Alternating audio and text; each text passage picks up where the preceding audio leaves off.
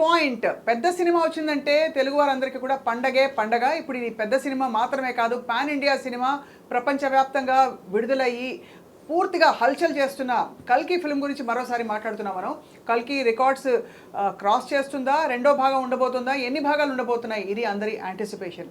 ప్రస్తుతం కల్కిలో చెప్పిన విషయాలు ఏమిటి, పురాణాల ఆధారంగా తీసిన ఈ సినిమాలో ఎంత పురాణం ఉంది, ఎంత కల్పిత ఉంది, అలాగే ఫ్యూచరిస్టిక్గా ఉన్న ఈ సినిమా ఎంతవరకు జనాన్ని ఆకట్టుకుంది తెలుసుకుందాం. మనతో పాటు ప్రస్తుతం ఐ డ్రీమ్ స్టూడియోస్లో ఉన్నారు అందరికీ సుపరిచిత రచయిత, నటులు కృష్ణమాయ గారు, ఆల్సో ప్రభాస్ గారితో కలిసి దగ్గరగా పనిచేసిన వ్యక్తి.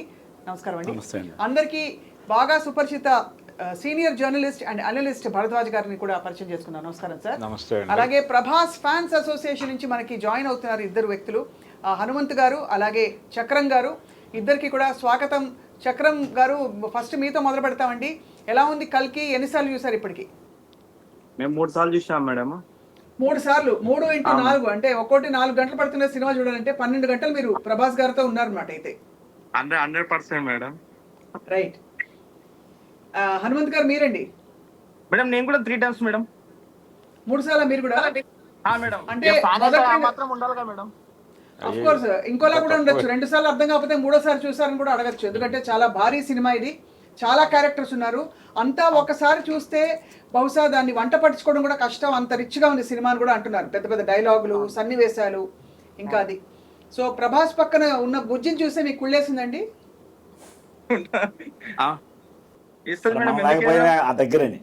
దగ్గరగా.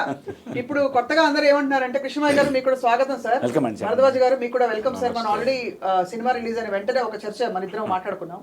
కృష్ణమాయ గారు, బుజ్జిని చూస్తే చాలా మందికి అనిపిస్తుంది, ఇప్పుడు ఎవరైనా ఆఫీస్ ఫ్లోర్ లో కూడా ఊరికే సలహాలు చెప్తూ అలా తిరిగే వాళ్ళు ఎవరైనా ఉంటే, ఏ బుజ్జి ఆగు అంటున్నాం అనమాట. అలా ఉంది పరిస్థితి, ఫేమస్ అయిపోయామండి. అంతే. ఎలా ఉంది సార్ కల్కి సినిమా? అంటే పురాణమా అది, లేక అది కల్పితమా, కల్పిత యథార్థమా? లేదండి, ఎలా ఉందనే మాటకి ఒక చిన్న, అంటే ఎలా ఉందంటే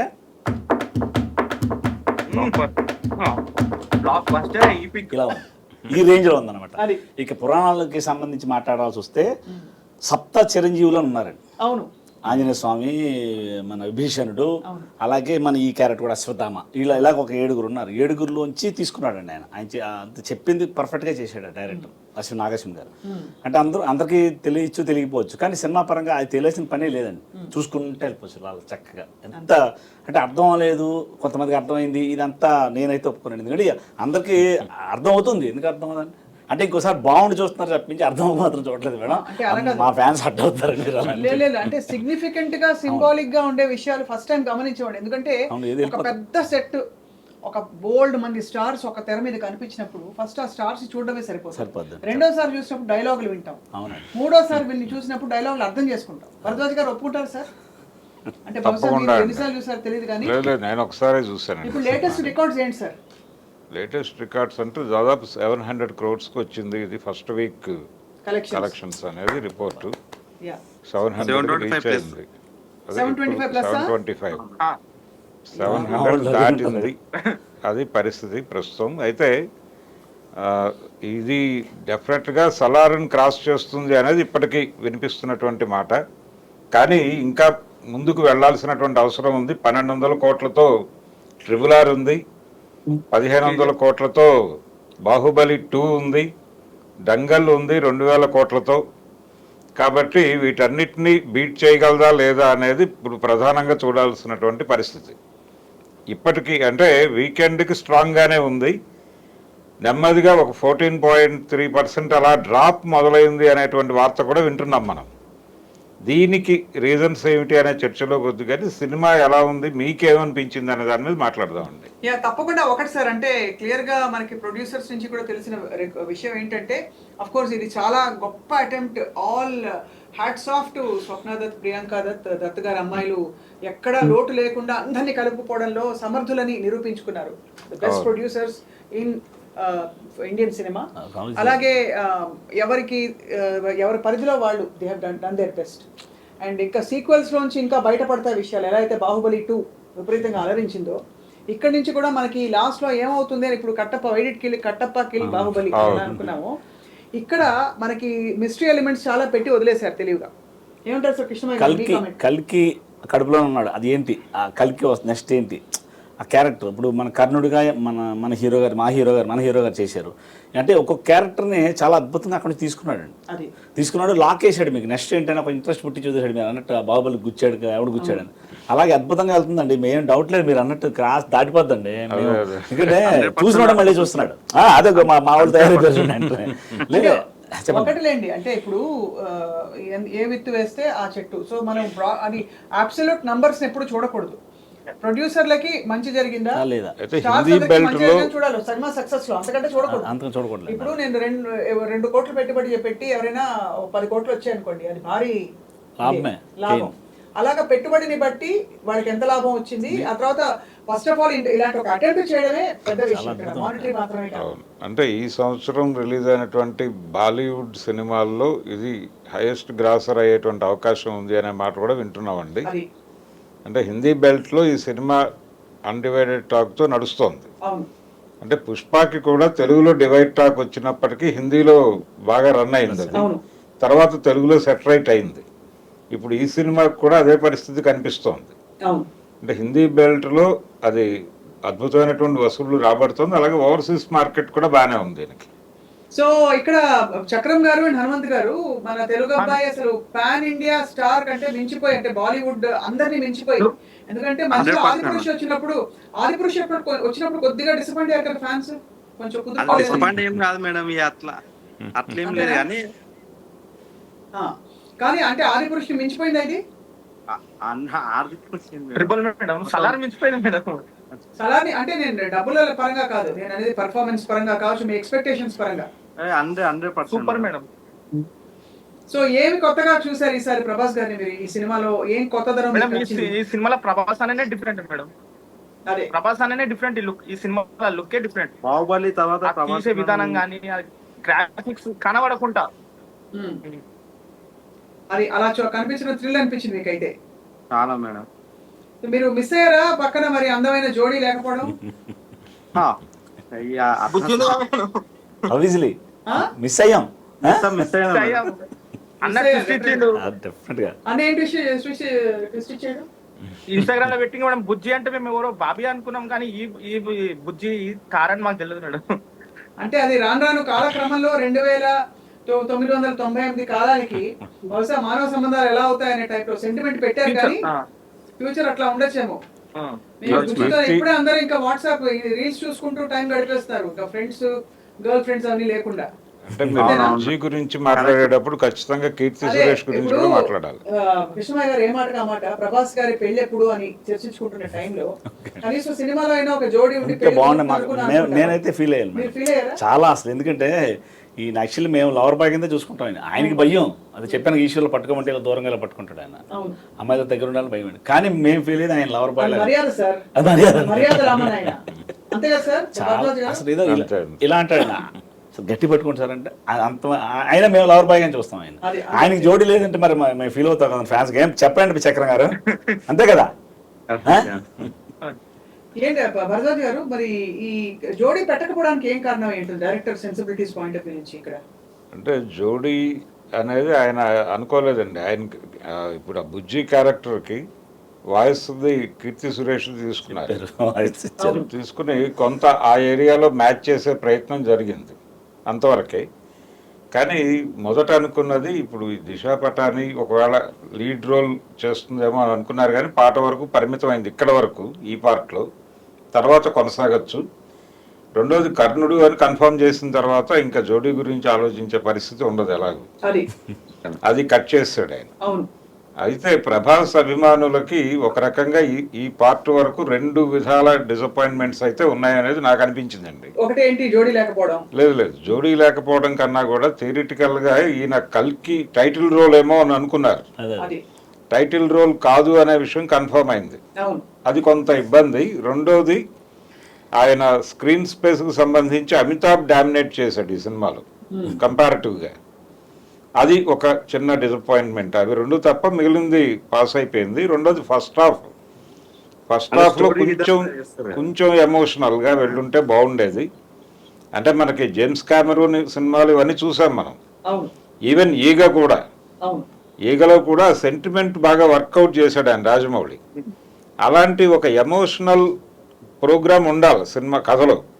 ఆ ఎలిమెంట్ లేకపోవడం అంటే ఈ శంబలకి అలాగే ఈ కాంప్లెక్స్కి మధ్య జరిగేటువంటి కాన్ఫ్లిక్ట్ ఏంటనేది ఇంకొంచెం ఎమోషనల్గా కనెక్ట్ చేస్తుంటే ఆడియన్స్కి ఫస్ట్ హాఫ్ ఇంకొంచెం బెటర్గా ఉండుండేది. అవును, అది జరగలేదు. ఎక్కడో సార్ లాస్ట్ లో కర్ణుడు రివీల్ చేసిన తర్వాత ఒక ఒక థియేటర్ అంతా కూడా చప్పట్లు అలా, ఎందుకంటే ఎమోషన్ వచ్చింది అప్పుడు. చాలా ఎమోషన్ ఫీల్ అయిపోయింది. ఎందుకంటే అప్పుడు ఓహో ఇతను ఒక ఐడెంటిఫై చేసి జనం అంటే connect అయ్యారనిపించింది. నిజానికి First day ప్రభాస్తో మొత్తం ఒక theatre పౌరాణిక లో సినిమా చేయాలనేటువంటి తపన రాజమౌళికి కూడా ఉంది అవును ఫ్రమ్ ది బిగినింగ్. అవును ఆయన లోగో ఉంది, విశ్వామిత్ర క్రియేట్స్ అనే ఒక బ్యానర్ ఉంది ఆయనకి. అవును. యమదొంగ సినిమా ఆ బ్యానర్లోనే వచ్చింది. ఆ బ్యానర్ లోగోలో ప్రభాస్ ఉంటాడు. విశ్వామిత్ర కథ ఆయనతో తీయాలి అనేటువంటి ఆలోచన రాజమౌళి గారికి ఉంది. అవును అది ఎప్పుడు మెటీరియలైజ్ అవుతుందనేది చూడాలి. ఆ విశ్వామిత్ర గెటప్లోనే ఆ లోగోలో ఆయన కనిపిస్తాడు ప్రభాస్. అక్కడ వరకు మొదటిసారిగా పౌరాణిక గెటప్లో ఆయన కనిపించాడు. ఇందులో ఆ గెటప్ జోలికి వెళ్ళలేదు. అవును రెండవది సినిమాలో వాడిన పేర్లు కూడా కొంచెం కన్ఫ్యూజన్గా ఉన్నాయి. అంటే మామూలు పేర్లు ఎవరికీ లేవు ఆ సినిమాలో. అవును, కొంచెం మార్చి. అంటే ప్రకాష్ లేకపోతే సుధీర్ ఇలాంటి పేర్లు ఏవి కనిపించలేదు. వైదేహి ఇలాంటి పేర్లు ఏమైనా పెట్టుకుని ఉంటే బాగుండేది. అలా కాకుండా కైరా అలాగే మరియం ఇలాంటి పేర్లతో నడిచింది. సార్, యాస్టిన్ 2998కి ఇప్పటికే ఆల్రెడీ మారిపోయింది. జ్ఞాన ప్రసూనాంబాకి గ్యాపాసు అని అయిపోయింది. అప్పటికి ఇంకేమవుతుందో చెప్పలేము. అదే ఇవన్నీ ఫ్యూచర్ లో ఈ పేర్లు ఉంటాయి రాబోతాయి అని డైరెక్ట్ డిసైడ్ చేస్తాడు. అవును ఒక ఇది అలా ఈ పేర్ల కన్ఫ్యూజన్ ఒకటి నడిచింది సినిమాలో. దాంతో పాటు ఈ గెటప్లు వీళ్ళ కాస్ట్యూమ్స్ అయితే వెహికల్ డిజైనింగ్ బాగుంది. ఈయన దృష్టిలో చాలా సీరియస్గా మార్వెల్ సిరీస్ ఉంది, మ్యాడ్ మ్యాక్స్ ఇవన్నీ ఉన్నాయి. అంటే హాలీవుడ్ లెవెల్లో మనం సినిమా తీయగలము అనేది అయితే ప్రూవ్ చేసుకున్నాడు డైరెక్టర్. అవును డెఫినెట్ గా, అయ్యో సమస్య లేదు. అది సక్సెస్ఫుల్ గా నడిచిపోయింది ఆయన వైపు నుంచి. అవును అయితే అది మాత్రమే చాలదు. దాంతో పాటు ఒక ఎమోషనల్ బాండేజ్ అంటే థియేటర్ని ఎమోషనలైజ్ చేయగలగాలి. ఆ చేయగలిగే సన్నివేశ కల్పన వైపు దృష్టి పెట్టుంటే ఇప్పుడు వినిపిస్తున్నటువంటి ఈ విమర్శలు కూడా ఉండవు. కదా అని అంటారు. అందుకని కొంచెం ఆ కేర్ తీసుకోవాలి. ఇప్పుడు ఎలాగూ పార్ట్ 2 ఉంది. పుష్ప విషయంలో కూడా జరిగింది అదే. ఇప్పుడు ఆ కరెక్షన్స్ కోసమే వాళ్ళు ఎక్కువ టైం తీసుకున్నారు దానికి. దీనికి కూడా డెఫినెట్గా ఆ టైం తీసుకుని అది రిపేర్ చేసే ప్రయత్నం జరుగుతుంది. కృష్ణ గారు సెకండ్ పార్ట్ లో మీరు ఏం ఎక్స్పెక్ట్ చేస్తారు సార్? కోర్స్ ఫస్ట్ పార్ట్ ఇంకా మనం ఇంకా దీనిలో ఉన్నాము. నేనైతే ఆ కల్కి క్యారెక్టర్ కూడా ప్రభాసే పుడతాడు అన్నట్టుగా నేను ఫీల్ అవుతున్నాను. అవునా? ఆబ్వియస్లీ ఏం చక్ర గారు అంతే కదా, మనం అదే ఎదురు చూసేది. మన టైటిల్ మన హీరో అంతే. కానీ నేను కొంచెం ఫీల్ అయ్యాను, ఇదేంటిది మా కల్కి మనోడు కాదంటే కర్ణుడు. కానీ కర్ణుడు అన్నందుకు మనకు తెలుసు మనోడు కర్ణుడే నిజంగా క్యారెక్టర్ లోపల ఒరిజినల్ గా, బయట అంటే మీకు అవునా కదా చెప్పాలి మీరు. ఎందువల్ల అంటే పోలికలు ఉంటాయా? పోలికలు కాదండి, అంటే ఇచ్చింది చెప్పడం. అంటే చాలా మంది చేస్తారు, వాళ్ళని చెప్పుకుంటారు. ఇది ఇచ్చింది చెప్పడం, ఇవి నాతో సహా సాయం పొందాం చెప్పడం. అసలు ఆయన గుర్తుండదు ఆయనకి. నిజంగా కర్ణుడే మన హీరో కదా, అంతే కరెక్ట్ 100%. కదా హీరోయిన్ లేదని మనం ఫీల్ అవ్వాలి. అది ఆ కర్ణుడు కూడా లేదనుకుంటే హీరోయిన్ బహుశా మహాభారతం కూడా హీరోయిన్ కర్ణుడికి లేదు. హీరోయిన్ ఉండటం చూసామండి మనం. మహారాధికరణలో ఉంది, శివాజీ గణేషన్ గారికి పేరు ఉన్నారు అక్కడ. అదే అలాగే దానవేరు సూరకర్ణలో కూడా పేరు చూపించారు. అయితే కర్ణుడి క్యారెక్టరు బాగా పెర్ఫామ్ చేసినటువంటి పేరు కృష్ణరాజు గారికి ఉంది. కురుక్షేత్రం సినిమాలో ఆయన కర్ణుడిగా చాలా బాగా పెర్ఫామ్ చేశాడు. కురుక్షేత్రం సినిమాకి వచ్చిన రివ్యూల్లో ప్రధానంగా అందరూ ప్రస్తావించింది కర్ణుడి పాత్రనే ఆ రోజున. మళ్ళీ ఇప్పుడు కర్ణుడి పాత్ర ప్రభాస్ చేయటం అనేది ఆ రకంగా కృష్ణరాజు అభిమానుల్ని ఒక రకంగా ఆనందపరిచిన మాట వాస్తవం. అవును madam, correct. All India Govindanna గారు గట్టిగా చెప్పాలి మీరు కూడా. ఇప్పుడు హనుమంత్ గారు మీ దృష్టిలో ఇండియాలో నంబర్ 1 హీరో ఎవరండి? అదే మీ నోటీస్ విందామని చెప్పి దునియా మొత్తం చెప్తారు ప్రభాస్ అన్న. రైట్. కానీ ఈ సినిమాలో మీకు మోస్ట్ బాగా నచ్చిన సన్నివేశం లేదు చిన్న సింపతి గానీ బాధ గానీ వచ్చిన సన్నివేశాలు ఏమైనా ఉన్నాయా? మేడం క్లైమాక్స్ మేడం నాకు నచ్చింది. క్లైమాక్స్ అంటే దెబ్బలు తింటున్నప్పుడా లేకపోతే ఆయన చేయించి పైకి లాగుతున్నప్పుడా? ఆ చేయి లాగుతున్నప్పుడు, దెబ్బలు తిన్నప్పుడు మేడం. అదే కొంచెం అనిపించింది. మేడం. అంటే బహుశా ఇప్పటి వరకు మనం చూసిన, ఇది చాలా మంచి పాయింట్ భరద్వాజ్ గారు, ఇప్పటి వరకు మనం చూసిన ప్రభాస్ గారు ఆయన కొట్టడం తప్ప కొట్టించుకోవడం అంటూ లేదు. అవును. ఉన్నాయా నాకు తెలియదు, మీరు లేదు చెప్పాలి. లేదు మ్యాక్సిమం లేదులేండి. అంటే ఏదో ఫస్ట్ కాదు. ఒక ఈ point ఈ మధ్యకాలంలో మంచి కూడా ఇంత భారీ శరీరం కొట్టడమే కానీ గుడిచుకోవడం లేదు. అది మేడం, అమితాబ్ బచ్చన్ క్యారెక్టర్ గారు- అట్లుందిగా మేడం, క్యారెక్టర్ అదే. అట్లా ఉంది సిచ్యువేషన్ అది. అదే కరెక్ట్ అదే అంటున్నాను నేను కూడా. సో ఇది అలా చూస్తే డిఫరెంట్ గా చూసినట్టు. Different గా అనిపించింది. ప్లస్ ఇంకోటి గ్రే షేడ్స్ ఉండే క్యారెక్టర్ చూపించారు. అవునండి. అంటే దీపికాని ఎంతసేపు తీసుకెళ్లి కాంప్లెక్స్ కప్పజెప్పేసే పనిలో పెట్టడం అన్నది అదే అది ఒక ఎక్కడా వెనకాడలేదు. అది డైరెక్టర్ లిబర్టీస్ తీసుకోవడం. అదే. అయ్యో ప్రభాస్ కదా అనే 100% మంచి ఇదే చూపించాలని లేకుండా. లేదండి. బాగా నాగార్జున గారు ఏమనుకున్నాడో ఆయన ఏమనుకున్నాడో చేసుకుంటూ వెళ్ళిపోయాడు. అంటే ఈ హీరో అంటే మీకు కమల్ హాసన్ గారితో వర్క్ చేసినోడికి తెలుస్తుంది, ఆయనతో వర్క్ చేయడమే కష్టం. అంటే ఆయన రేంజ్కి మన ఎవరైనా సరే మండత్న గారు లాంటి డీల్ చేశాడు ఆయన కరెక్ట్గా. నాయకుడి సినిమాలో ఏంటంటే ఇలా పెడదాం షార్ట్ అంటే కమల్ హాసన్ గారు ఏంటంటారంటే ఆయన బాగా నాలెడ్జ్ ఎక్కువ. అంద పక్కన వాడంగా ఎప్పుడే వచ్చాలి ఇంత పక్కన నడదవారా అంటాడు ఆయన. అలాంటిది ఈ నాగార్జున గారు కమల్ హాసన్ గారు డీల్ చేయడం అనేది చాలా అద్భుతమైన విషయం. అలాగే అమితాబ్ బచ్చన్ గారు అంత పెద్ద పెద్ద ఆర్టిస్టులను పెట్టుకుని నిజంగా మన డైరెక్టర్కి హ్యాట్సాప్ చెప్పాలి. ఎందుకంటే అసలు సాధారణ విషయం కాదు అలా డీల్ చేయడం. కానీ పురాణాల్లో మనకి కల్కి అవతారం రాక ఎలా చెప్పబడింది కృష్ణమయ్య గారు, మీకోసం మీకు తెలిసి అంటే చెప్పండి. దశావతారాల్లో ఇది ఒక అవతారం. అవును, 10వ అవతారం. 10వ అవతారం. ఎప్పుడైతే ధర్మం అంతరించిపోయి అధర్మం ఆర్భిస్తుందో నేను పుడతాను కల్కి అవతారం అని చెప్పి సంభవామి యుగేకి ఒక పద్యంలో చెప్పేశాడు. అది ఏంటంటే ఆ కల్కి పుడతాడనేది తోక చుక్కలోంచి వెనకాల తోక చుక్క వస్తుంది, దాంట్లోంచి గుర్రం మీద కత్తి పట్టిన ఒక యోధుడు వస్తాడు అతను కలిగి అనే చెప్పారు. కానీ దాన్ని పుట్టుగా అనేది మరి మీకేమైనా ఐడియా చెప్పడతారు? లేదు అది సినిమాలో చెప్పారండి. సుమతి అలాగే విష్ణుయేషుడు అనే దంపతులకు ఆయన పుడతాడు అనేది చాలా మంది చెప్పిన మాట, రాసిన మాట కూడా. అయితే ఆ సుమతి అనేటువంటి క్యారెక్టర్ని తీసుకొచ్చారు, దీపికా క్యారెక్టర్గా తీసుకొచ్చారు మనకి. ఆ విష్ణుయేషుడు అనే క్యారెక్టర్ మిస్ అయింది సినిమాలో. అది చిన్న కన్ఫ్యూజన్ స్క్రిప్ట్కి సంబంధించి. అది నెక్స్ట్ పార్ట్లో ఎవరన్నా దాని మీద క్లారిఫికేషన్ ఇస్తాడేమో చూడాలి డైరెక్టర్. ఇక్కడ వరకు అయితే కన్ఫ్యూజన్, శంబలలోనే ఉన్నారు వాళ్ళు ఉంటారు అనేది కూడా ఉంది. శంబల గ్రామం నుంచి కల్కి వస్తాడు అని కలిపురుషుడిగా కమల్ హాసన్ని చూపించారు అనేది మనం అనుకుంటోంది. కలిపురుషుడు దుర్మార్గాలను అణిచివేయటానికి కల్కి వస్తాడు, కానీ కలిపురుషుడు దుర్మార్గాలు ఎస్టాబ్లిష్ కాలేదు అనేది ఫీల్ అవుతోంది. అదే అది ఎమోషనల్ గా కనెక్ట్ చేయలేదు అనేది. ఇప్పుడు కలిపురుషుడు ఇక్కడ ఎవరు? ఆబ్వియస్లీ మన కమలే కదా. సో ఆ లెక్కన చూసుకుంటే one of the key protagonist ఆయనే. కర్త కర్మ క్రియ అని చూసుకుంటే ఆయనే. అండ్ అక్కడ అమితాబ్ బచ్చన్ గారు అశ్వత్థామ నుంచి నడుచుకుంటూ వచ్చిన క్యారెక్టర్ అలా ఉందని మనకి. అంటే మనకి ఈ తరహా స్క్రిప్ట్ డిజైనింగ్ సలీం జావేద్లు చేసేవాళ్ళండి గతంలో హిందీలో. అంటే హీరో క్యారెక్టర్ ఇప్పుడు మీరు జంజీర్ చూసుకుంటే దాంట్లో అమితాబ్ క్యారెక్టర్కి ప్యారలల్గా ప్రాణ్ క్యారెక్టర్ నడుస్తుంది. డాన్లో కూడా అంతే, అమితాబ్ క్యారెక్టర్కి ప్యారలల్గా ప్రాణ్ క్యారెక్టర్ నడుస్తుంది. ఎంతకంటే కొంచెం ప్రాధాన్యత ఉన్నట్టుగా నడుస్తుంది. ఆ డిజైనింగ్లో ఇక్కడ ప్రభాస్ అమితాబ్ని చూడాల్సి ఉంటుంది. అలా డిజైన్ చేసుకున్నాడు డైరెక్టరు ఆ కాంబినేషన్లో. అలాగే తెలుగులో రీమేక్ ఒకటి వచ్చింది, శోభన్ బాబు కృష్ణరాజుల సినిమా ఇద్దరే అని, పల్లవి ప్రొడక్షన్స్ వెంకటరత్నం గారి సినిమా అది. దాంట్లో కృష్ణరాజు క్యారెక్టర్ ప్రభావం కూడా ఈ సినిమాలో ప్రభాస్ క్యారెక్టర్ మీద కనిపిస్తుంది. అంటే సరదాగా ఉండటం, లైఫ్ని ఈజీగా తీసుకోవటం, కష్టాలు కన్నీళ్లు ఉన్నా కానీ సరదాగా వెళ్ళిపోవటం, ఆ ధోరణి అందులో కనిపిస్తుంది. ఆ క్యారెక్టర్ పేరు చాగు అనుకుంటాను నేను, నాకు గుర్తున్నంత వరకు. ఆ క్యారెక్టరు ఆ ధోరణి కొంత కనిపించింది ఇందులో ప్రభాస్ క్యారెక్టర్లో. కాబట్టి కృష్ణరాజు అభిమానులకి చాలా పాత జ్ఞాపకాలు రేపినటువంటి సందర్భం ఉంది ఈ సినిమాలో. అవును. అండ్ మరో విషయం ఏంటంటే ప్రభాస్ అంటే గట్టిగా చెప్పకపోయినా ఆయన ఒంటరిగా ఉంటాడు అనే ఒక ఇది, అది జగమంత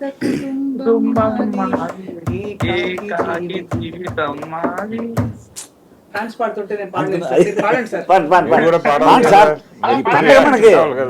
పండగ పాడండి, అందుకోండి. జగమంత కుటుంబం నాది, ఏకాకి జీవితం నాది, సంసార సాగరం నాది, సన్యాసం శూన్యం నాది. సీతారామ శాస్త్రి గారు అదే అద్భుతమైన మహానుభావులు మాటలు, అయ్యే ముత్యాలు, పాట ముత్యాలు. ఇచ్చారండి. అండ్ అలాగా ఇక్కడ ఆ ఒంటరితనం కొంచెం కనిపించింది ప్రభాస్ లో.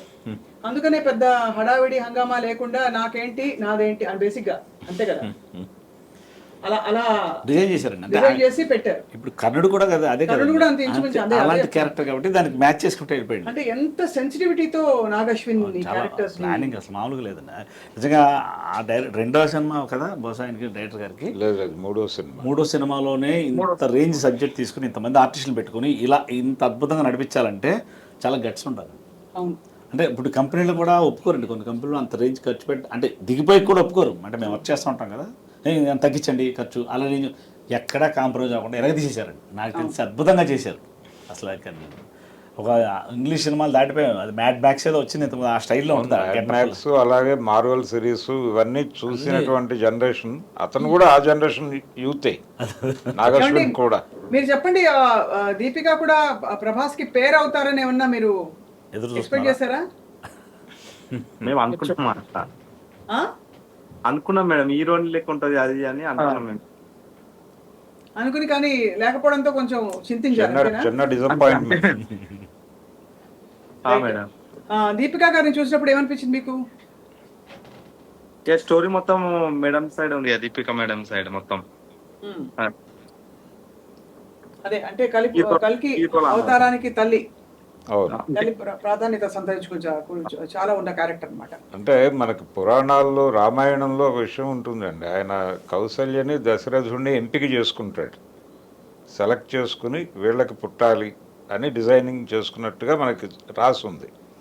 అలాగే ఇక్కడ కూడా అలాంటి డిజైనింగ్ ప్రకారమే ఆ శంబల గ్రామాన్ని వాళ్ళిద్దరిని ఎంపిక చేసుకున్నట్టుగా ఉంది. అవును.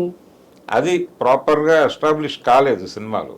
అది రేపు నెక్స్ట్ పార్ట్ లో ఏదైనా దాని మీద క్లారిటీ ఇస్తాడేమో చూడాలి డైరెక్టర్. ఎవరో వివరణ ఇస్తూ ఒక విషయం చెప్పారు, ఒకప్పుడు మంచి చెడు వేరువేరుగా ఉండేవి ఒక యుగంలో, తర్వాత ఒకే కుటుంబంలో, తర్వాత ఒకే మనిషిలో మంచి చెడు ఇలా చూపించడానికే కలియుగం ఒక ఎగ్జాంపుల్. మంచి చెడు లోపలే ఉన్నాయి, అంటే పాండవులు కౌరవులు ఒకే కుటుంబం. కలిపురుషుడు ఎలా ఆవిర్భవించాడు అనే దానికి కూడా ఒక రెఫరెన్స్ ఉందండి. అవును. అది అన్నా చెల్లెళ్ళు కలిస్తే పుట్టినవాడు అని ఉంది ఓ చోట అని కూడా రాస్తుంది. అంటే అధర్మం అనేది పరాకాష్ట, నైతిక వర్తనలు ఇవన్నీ అన్నీ వెళ్ళిపోయిన దశలో ఈ సంభవం జరుగుతుంది అన్న టోన్లో ఉంది అని విన్నాం మనం. కాబట్టి ఇవన్నీ అంటే ఎలా ఎస్టాబ్లిష్ చేస్తారు దీనికి ఏ రిఫరెన్స్లు పట్టుకొస్తారు. ఈ క్యారెక్టర్ అయితే మనకి ఈ సినిమా వరకు చూస్తే కంసుడి ధోరణి కనిపించింది ఆ క్యారెక్టర్లో. అంటే అహంకారం, విపరీతమైన అహంకారం. అవును. అలాగే పూర్తిగా అన్ని విధాలా కూడా ఆయన గెటప్ ఏమో ఆర్య చాణక్యుడిని ఫాలో అయినట్టుగా అనిపించింది. ఆయన కుండలిని యోగాలో ఉన్నట్టుగా ఉంటాడు కమల్ హాసన్. కొంచెం ఆర్య చాణక్యుడి గెటప్ గుండు ఇవన్నీ ఆ ధోరణిలో కనిపించింది. అలాగే ఇంకొకటి, ఈ విష్ణువేషుడికి జన్మించినటువంటి అంటే విప్రుడిగా పుడతాడు అని కూడా ఉంది కల్కి గురించి. బ్రాహ్మణుడు బ్రాహ్మణుడిగా పుడతాడు, బ్రాహ్మణ ఇంట్లో పుడతాడు అని. ఇవన్నీ నెమ్మదిగా అంటే దీనిలో చాలా స్పాన్ తీసుకోవచ్చు అండి. రైట్. ఇక్కడ కల్కి అవతారం అంటే తర్వాత రివీల్ చేస్తారు కృష్ణమయ్య గారు, మీరు చెప్పండి రైటర్ కాబట్టి.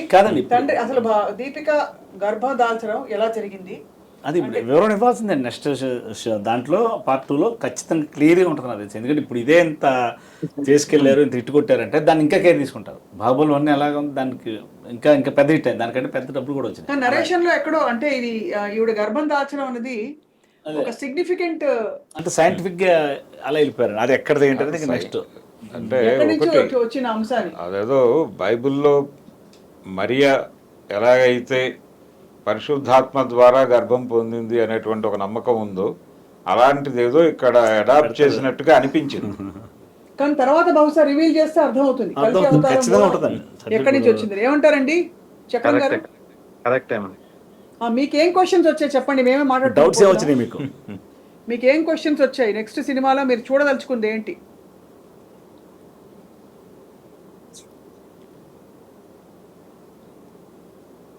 ఇప్పుడు ఫర్ ఎగ్జాంపుల్ చెప్పండి. చెప్పండి మేడం. అంటే కట్టప్ప బాహుబలిని ఎందుకు చంపాడు అని అందరూ తెలుసుకోవాలనుకున్నారు కదా. అవును మేడం. అలా మీరు తెలుసుకోదలుచుకున్న పాయింట్లు ఏంటి? సెకండ్ పార్ట్ లో అంత ప్రభాస్ అనే కలికి ఉండొచ్చేమో మేడం, చెప్పలేము. అంతేనా? ఇప్పుడు ఈయన రైజ్ చేసినట్లు చాలా ఉండొచ్చు కల్కి మేడం, ప్రభాస్ చెప్పలేం. అవునా కాదా అనేది తెలుసుకోవాలనే నేనైతే ఇంట్రెస్ట్. డిసైడ్ అయిపోయాను ఆయనని. డైరెక్ట్ నాగేశ్వర ఆయనే గారికి ఉంటాడు. ఫోన్ చేస్తాను, ఆయనే పెట్టండి సార్, వేరే క్యారెక్టర్ ఆయనే మార్చండి. ఉండొచ్చు. ఇప్పటికీ మేము హట్ అయిపోయాం చెప్తా. ఇప్పుడే ఇంటర్వెల్ తెలుస్తుంటాం ట్విస్ట్ studio అదే లో. మేము అనుకోలేము మేడం. కర్ణుడు అని అసలు ఎక్స్పెక్ట్ చేయలేము మేమైతే. అవునా? మేడం. కరుణగా ఎక్స్పెక్ట్ చేయలేదు మీరు. నేనైతే అందరూ ఎవరు నిజంగా నేను కూడా అదే కొంతసేపు పెద్ద ట్విస్ట్ మేడం, ఓకే. అదైతే చాలా ట్విస్ట్ అది. అవును, కానీ ఒక చిన్న ఎమోషన్ వచ్చింది అది చూసినప్పుడు. పురాణాల నుంచి అలా ఆ క్యారెక్టర్స్ అని అప్పటి నుంచి వస్తున్నాయని చెప్పి. సో ఫైనల్లీ అశ్వత్థాముడు ఎలా అనిపించారండి మీకు?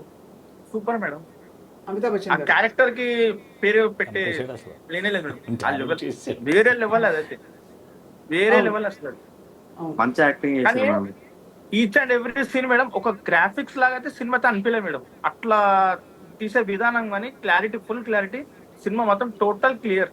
ఇంత అది. గ్రాఫిక్స్ చేసినట్టు అనిపించలేదు. మన తెలుగులో అవి తీసే టాలెంట్ ఉందని నిరూపించుకుని మేడం నాగేశ్వర సార్ గారు. First of all thanks, very very big thanks అనేది. అవును, తప్పకుండా.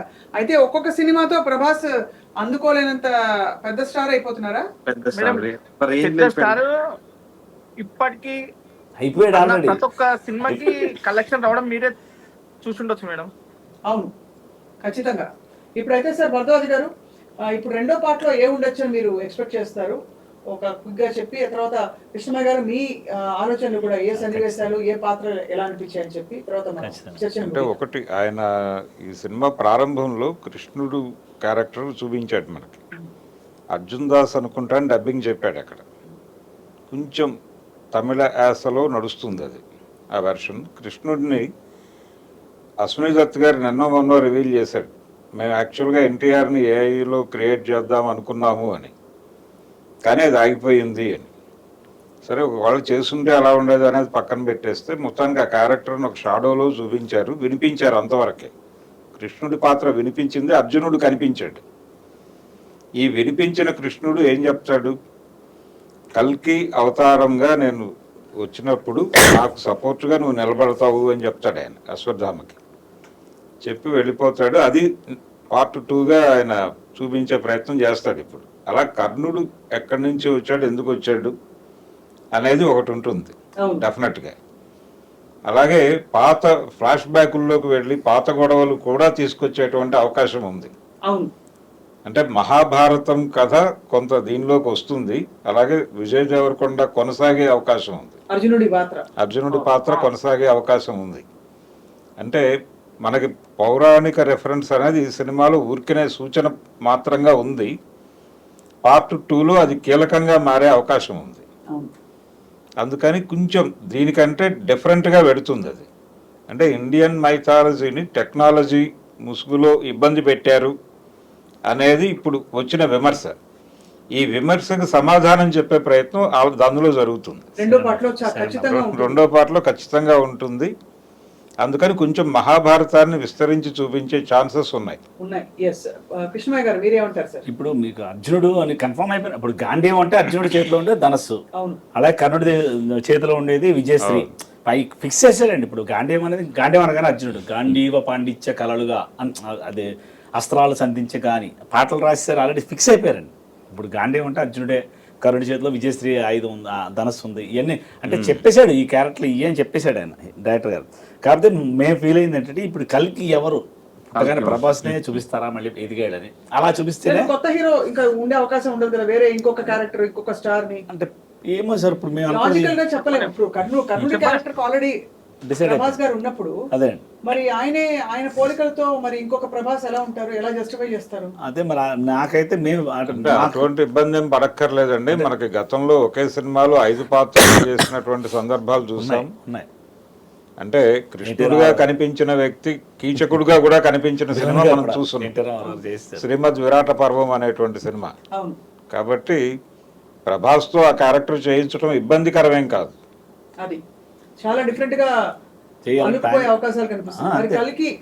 కలికి కలిపురుషుడికి జరిగే యుద్ధం ఎవరు విన్ అవుతారు ఆ ఎవరు యుగంలో విన్ అవుతారు? Of course, ఇంకా కల్కి అవతారమే. కల్కి అవుతారు. ఆ తర్వాత మరి సృష్టి కొనసాగుతుందా, అంతం అయిపోతుందా, మళ్ళీ మళ్ళీ పుడుతుందా, ఒక్కొక్క యుగానికి యుగానికి మధ్య ఏం జరిగింది అనేది ఇక్కడ తోడు అదే. తెలుసుకోవాలి. అంటే ఇది ఈ సినిమా పుణ్యమాని ఇప్పుడు తెలియని వాళ్ళందరూ కూడా సార్ పురాణాల్లో Study ఏముందో చేస్తున్నారు. తెలుసుకునే ప్రయత్నం అవును, చేస్తారు. study దేవుడు, చేస్తున్నారు. ఈ సినిమా సప్తశృంగులు చూసి వెళ్ళండి, మొదలుకొని. ఈ సినిమా చూసి ఇటు అర్జునుడు గాంధేయం ఇదేంటి కర్ణుడు అని చెప్పి మహాభారతం పాత సీరియల్ అన్ని తిరిగేస్తున్నారు. ఎన్టీ రామారావు సినిమాలు తిరిగేస్తున్నారు. అంటే నాగార్జున గారికి చాలా థ్యాంక్స్ చెప్పాలండి. ఎందుకంటే కొన్ని అంతరించిపోయి మోడర్న్ గా చెప్పాడో ఎలా చెప్పాడో మన ఆడియన్స్ అయితే మళ్ళీ వీళ్ళు ఎత్తుకుంటున్నారు పాత అంటే పాత సినిమాలు చూడటం మాత్రమే కాదండి, కల్కి వచ్చిన తర్వాత యూట్యూబ్ లో గరికపాటి గారు చాగంటి గారి ప్రవచనాలకి గిరాకీ పెరిగింది అనేది వాస్తవం. అది నిజమే. అంటే అందరూ ఆ రెఫరెన్స్ లోకి వెళ్ళి చూసారు, వినేస్తున్నారు. చాగంటి వారు చెప్పారు సార్, అంటే కల్కి అవతారం జననం ఎలా జరుగుతుందని ఒక సందర్భంలో ఐ థింక్ మీరే ప్రస్తావించినట్టున్నారు. అదే కల్కి ఇది చెప్పాడు ఆయన. కలిపురుషుడి ఆవిర్భావం ఏమిటి, ఆ లక్షణాలు ఏమిటి అనేది కూడా ఆయన చెప్పాడు. వీటన్నిటికీ గిరాకీ వచ్చింది ఇప్పుడు కల్కి సినిమా వలన. సో ఒక విషయం చెప్పండి కృష్ణమయ్య గారు, ఇక్కడ కలిపురుషులను చూపించిన కమల్ హాసన్ గారు ఏం చేస్తున్నారంటే అమ్మాయిలు 150 రోజుల గర్భం దాల్చిన తర్వాత ఏం చేద్దామనే ప్రయత్నం అని అర్థమైంది మీకు? అంటే అది అంతరించిపోవాలండి. ఆ బిడ్డ పుట్టి చచ్చిపోవాలండి. చచ్చిపోతేనే కదా ఈ కలిపురుషుడే కదా ఇతను ఈడు రాజ్యం కొనసాగుతాయి. అరాచకాలు, మానభంగాలు, దోపిడీలు అన్ని సాగుతాయి. కల్కి అవతారం కోసం ఆయన అన్వేషణ అంతే అంతేనా? అంతే అండి. ఇప్పుడు అంతే దొరికితే చంపేద్దాం. అంటే కంసుడు మీరు అన్నట్టు కంసుడు కృష్ణుడు. అదే కంసుడు కృష్ణుడే. కృష్ణుడు అంతే. కంసుడు ఏం చేస్తారు? కృష్ణుడు పుట్టక ముందే పుట్టగానే కూడా ఎలా అయితే ఇక్కడ సేమ్ అదే పాయింట్ తీసుకున్నారండి. తీసుకుని గర్భం వచ్చింది, అది వీళ్ళే క్రియేట్ చేశారు. రాగానే దాన్ని చంపేస్తే మనదే రాజ్యం, ఇంకెవడో లేడు, మనమే కింగ్ అనే ఆ ఫీలింగ్లోనే తీసుకెళ్ళాడు. కాకపోతే డ్రై ల్యాండ్ చూపించడం, ఆర్ట్ డైరెక్షన్ కానీ కెమెరా వర్క్ కానీ అద్భుతంగా ఉందండి. అంటే కానీ ఎక్కడ కూడా మీరు కలిపురుషుడి తాలూకు కూడా మామూలుగా ఒక విలన్ అయినా సరే ఒక అసురుడిని చూపించినప్పుడు ఒక విధమైన భోగాలు విలాసాలు ఇవన్నీ చూపిస్తాం.